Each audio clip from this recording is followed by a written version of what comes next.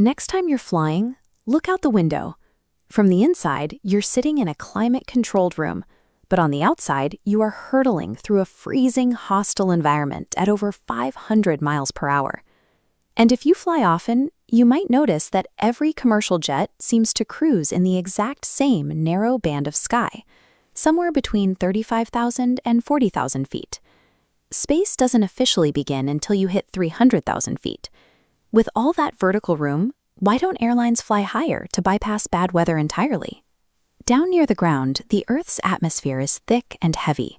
Pushing a massive commercial airliner through that dense air is like trying to sprint through a swimming pool.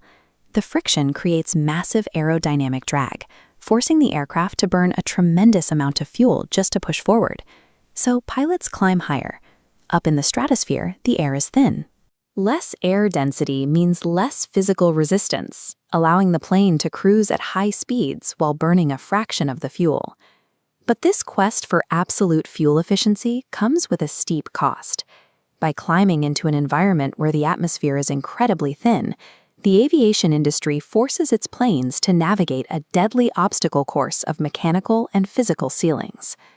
The first barrier appears right around 35,000 feet, where the pressure of available oxygen plummets. Jet engines are air-breathing machines. They operate by sucking in vast amounts of oxygen to mix with fuel and maintain a continuous internal fire. This technical report from the National Advisory Committee for Aeronautics details exactly what happens to those engines as they climb.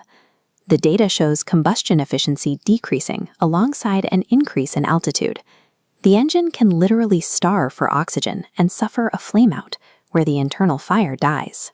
To prevent this, pilots have a specific countermeasure.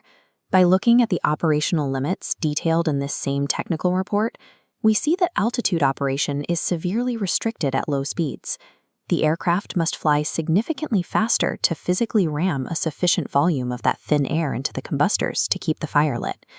Increasing speed solves the immediate problem of oxygen starvation, but it accelerates the jet directly toward a catastrophic aerodynamic boundary.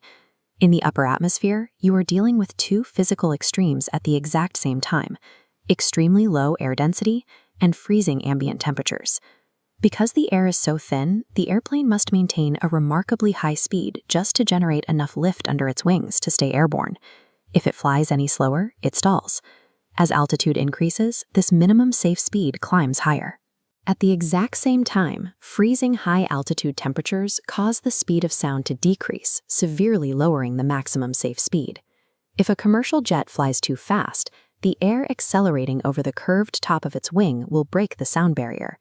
This creates localized supersonic shockwaves that destroy lift and violently tear at the airframe. If you climb high enough, your minimum stall speed and your maximum critical speed eventually intersect. At this altitude, your margin for error vanishes. Pilots call this tiny, deadly wedge of the flight envelope the coffin corner. Fly 1 mile per hour too slow and you stall. Fly 1 mile per hour too fast, and supersonic shockwaves shake the plane apart. Aeronautical engineers can design around this physics trap.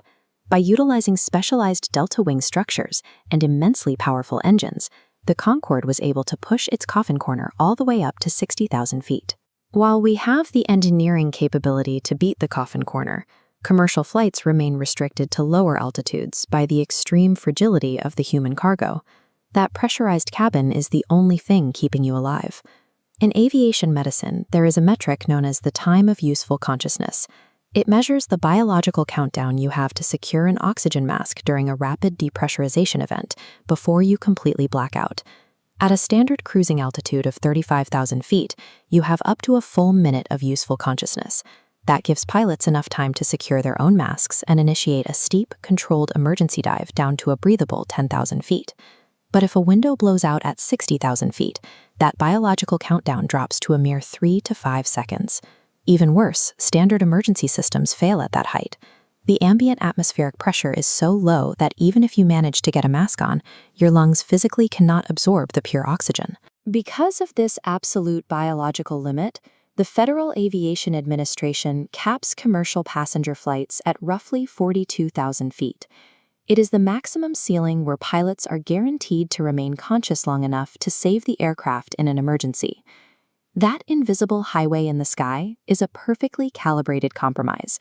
We climb exactly high enough to achieve maximum fuel efficiency, but stop just short of starving our engines, boxing ourselves into the coffin corner, or pushing the human body past the absolute brink of survival.